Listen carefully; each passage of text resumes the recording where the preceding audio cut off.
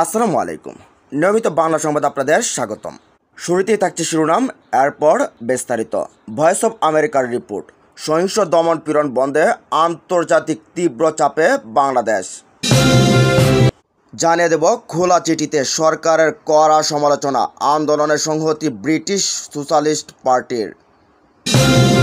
এবং সবশেষ জানিয়ে দেব সরকারকে ক্ষমা চেয়ে পদত্যাগ করতে হবে। এতক্ষণ শুনছেন সংবাদ শিরোনাম, এবার জানুন পুরো বিস্তারিত। ভয়েস অব আমেরিকার রিপোর্ট, সহিংস দমন পীড়ন বন্ধে আন্তর্জাতিক তীব্র চাপে বাংলাদেশ। কোটা আন্দোলনের শিক্ষার্থীদের বিরুদ্ধে সহিংস দমন পীড়ন বন্ধে বাংলাদেশের উপর তীব্র হচ্ছে আন্তর্জাতিক চাপ। গত সপ্তাহে প্রতিবাদী শিক্ষার্থীদের বিরুদ্ধে সরাসরি গুলি করে পুলিশ, সেনাবাহিনী ও আধা সামরিক বাহিনী। এসব ঘটনার ভিডিও ক্লিপ ও ফটো সামাজিক যোগাযোগ মাধ্যমে ছড়িয়ে পড়ার পর এই তীব্র চাপ হচ্ছে। অনলাইন ভয়েস অব আমেরিকায় প্রকাশিত Bangladesh faces going criticism for violent crackdown on students শীর্ষক প্রতিবেদনে এসব কথা বলা হয়। এতে লেখা হয়, শিক্ষার্থীদের প্রতি নমনীয় হওয়ার জন্য সরকারের প্রতি আহ্বান জানিয়েছে জাতিসংঘ, ইউরোপীয় ইউনিয়ন, অ্যামনেস্টি ইন্টারন্যাশনাল সহ অনেকে। 1 জুলাই সরকারি চাকরিতে কোটা ব্যবস্থা পুনর্বহাল করে হাইকোর্ট। এরপর শুরু হয় শিক্ষার্থীদের প্রতিবাদ। তাদের এই বিক্ষোভে যোগ দিয়েছেন বিশ্ববিদ্যালয়ের শিক্ষকরাও। বিশ্লেষক বলেছেন, আন্দোলনরত শিক্ষার্থীরা সাধারণত জনগণের কাছ থেকে ব্যাপক সমর্থন পাচ্ছেন। বাংলাদেশের বেকারত্বের হার অনেক বেশি। যে দেশ উচ্চ এই বেকারত্ব মোকাবেলা করছে, সেখানে সরকারি চাকরির ক্ষেত্রে শতকরা 30% কোটা সংরক্ষিত রাখা হয় মুক্তিযোদ্ধাদের নাতিপুতিদের জন্য। তারা এই কোটা সংশোধন করে চাকরির ক্ষেত্রে মেধাভিত্তিক ব্যবস্থার দাবি জানাতে থাকেন। তাদের এই আন্দোলন শান্তিপূর্ণ ছিল, কিন্তু নিরস্ত্র শিক্ষার্থীদের উপর পুলিশ বুলেট ছোড়া, গুলি এবং কাঁদানে গ্যাসে ছোড়ার পর তা সহিংস হয়ে ওঠে। পুলিশ এবং হাসপাতালের তথ্য মতে 16 থেকে 22 জুলাইয়ের মধ্যে সহিংসতায় নিহত হয়েছেন কমপক্ষে 200 মানুষ। বহু মৃত্যুর তথ্য নিবন্ধিত হয়নি, কারণ এসব নিহতের দেহ হাসপাতাল বা পুলিশ স্টেশনে যায়নি। বেসরকারি তথ্যে বলা হয়েছে নিহতের সংখ্যা 300 থেকে 500-র মধ্যে। এই অস্থিরতার জন্য গত সপ্তাহে বাংলাদেশের সবচেয়ে বড় বিরোধী দল বাংলাদেশ জাতীয়তাবাদী দল বিএনপিকে দায়ী করেন প্রধানমন্ত্রী শেখ হাসিনা। তিনি বলেন, শিক্ষার্থীদের সুরক্ষা দেওয়ার জন্য তিনি পুলিশ, আধা সামরিক বাহিনী এবং সেনাবাহিনীকে মোতায়েনের নির্দেশ দিয়েছিলেন, কিন্তু তিনি বিক্ষোভকারীদের জঙ্গি বলে অবহিত করেন।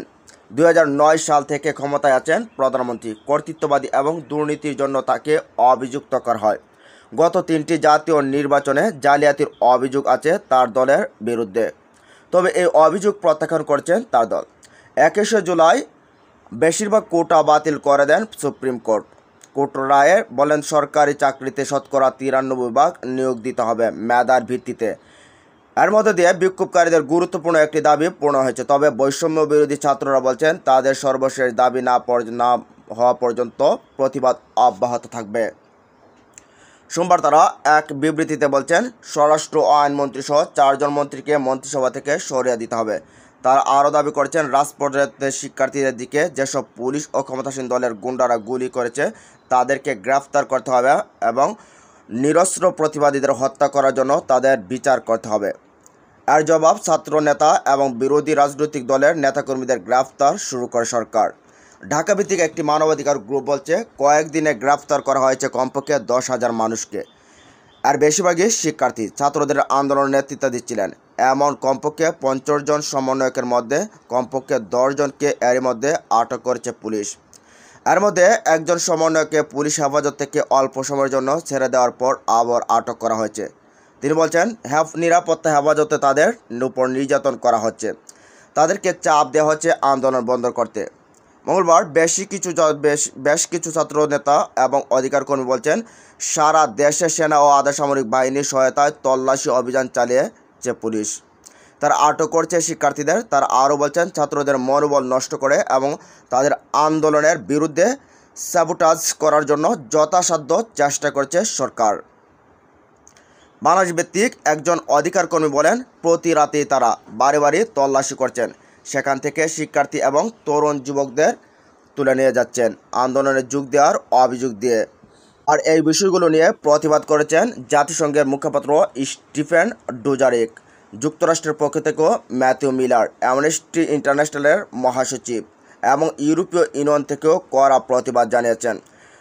ইলিনয় স্টেট ইউনিভার্সিটির রাষ্ট্রবিজ্ঞানের প্রফেসর এবং রাজনৈতিক বিশ্লেষক আলী রিয়াজ বলেন, এবারের এই অভ্যুত্থানের কারণ হল জনগণের মধ্যে অর্থনৈতিক এবং রাজনৈতিক সহ ভোটাধিকারহীনতার অনুভূতি।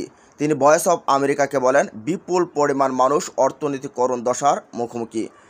অন্যদিকে শাসক গোষ্ঠীর সঙ্গে তাদের যোগ আছে, তারা লুটপাট করছে এবং অন্যদিকে দেশগুলোতে অর্থ পাচার করছে, যার কারণে এই অভ্যুত্থানের সৃষ্টির পথে।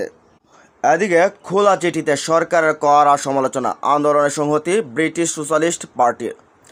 বাংলাদেশে ছাত্রদের কোটা বিরোধী আন্দোলনকে কেন্দ্র করে সৃষ্ট গণ আন্দোলনে ম্যাস মুভমেন্ট সংহতি জানিয়েছেন ব্রিটেনের সোশ্যালিস্ট পার্টি। নিজেদের ওয়েবসাইটে 31 জুলাই দীর্ঘ এক খোলা চিঠিতে এই সংহতি জানিয়েছে সরকারের কড়া সমালোচনা করা হয়েছে।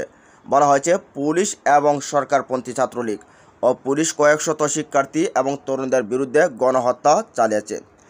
টাওয়ার হ্যামলেটস সোশ্যালিস্ট পার্টির পক্ষে হুগো পিয়ারের এই খোলা চিঠি পোস্ট করেছেন। বলেছেন, মুক্তিযোদ্ধা সন্তানদের কর্মসংস্থান নিশ্চিত করার জন্য বৈষম্যমূলক কোটা পদ্ধতির ইতি ঘটাতে যেসব ছাত্র ও যুব সমাজ রাজপথে নেমেছেন, তাদের বিরুদ্ধে নৃশংস দমনপীড়ন অনুমোদন দিয়েছেন সরকার প্রধান। যখন চাকরির বাজার সংকুচিত, তখন সরকার প্রধান এই কোটা পদ্ধতি বিশ্ববিদ্যালয় ও চাকরির ক্ষেত্রে প্রয়োগ করেছিলেন। হাইকোর্টকে ব্যবহার করে ব্যাপকভাবে মনে করা হয় এই নীতির মাধ্যমে তিনি ক্ষমতাসীন দল আওয়ামী লীগের সমর্থকদের সুবিধা দেন। অন্যদিকে লাখ লাখ যুবক যুবতী বেকার হয়ে পড়েন অথবা কাজের সন্ধানে বিদেশে পাড়ি জমান, কিন্তু তা সহ্য করেনি ছাত্ররা ও যুবক শ্রেণী। তারা প্রতিবাদ বিক্ষোভ আয়োজন করে, বিশেষ করে ঢাকায় ও অন্যান্য শহরেও। তাদের বিরুদ্ধে হত্যাকাণ্ডের পর এই গণবিক্ষোভ পরিণত হয়েছে সরকারের পদত্যাগ দাবিতে। জনগণের উপর মিতব্যয়িতা আরোপ করায় রাজনৈতিক ও অর্থনৈতিক স্থিতিশীলতা দেখা দিয়েছে। এতে টালমাটাল পরিস্থিতিতে বাংলাদেশ। গত 12 বছর ধরে সরকার ও দলটির ঘনিষ্ঠজনরা বিপুল পরিমাণে অর্থ সম্পদের মালিক হলেও জরুরি ভিত্তিতে আন্তর্জাতিক অর্থ তহবিল IMF-এর দ্বারস্থ হয় সরকার। এতে আরও বলা হয়, অর্থনৈতিক অধিক বেসরকারীকরণ ও কর্মজীবী ও দরিদ্রদের নিম্নমানের অবনতি করে তারা চায় সুবিধা। আন্তর্জাতিক বড় বড় ব্যবসা প্রতিষ্ঠানের দৃষ্টি রয়েছে বাংলাদেশের দিকে। তারা বাংলাদেশ থেকে অধিক পরিমাণ অর্থ সরিয়ে নিতে চাইছেন, যেসব নেতার প্রতি আমাদের কোনো আস্থা নেই। এমনকি শ্রমজীবী এবং যুবক শ্রেণীর স্বার্থে চলা এই আন্দোলনে সরকারের হস্তক্ষেপও আমাদের সমর্থন নেই। চিঠিতে বলা হয়, গত বছর দেশে মারাত্মক মুদ্রাস্ফীতি থেকে রক্ষা পেতে গত বছর গার্মেন্টস শ্রমিকরা যখন বেতন বৃদ্ধির জন্য ধর্মঘট করেছিলেন, তাদের বিরুদ্ধে নৃশংস দমনপীড়নের নির্দেশ দেয় সরকার। ক্রমবর্ধমান কর্তৃত্ববাদী শাসনের অধীনে সব বিরোধী সরকারের শীর্ষ মহল থেকে কপটতার সঙ্গে রাজাকার বলে অবহিত করা হয়, কিন্তু এটা সেই সরকার যিনি এসব গ্যাং মেথড ব্যবহার করে বিরোধীদের কণ্ঠকে স্তব্ধ করে দিতে চাইছেন।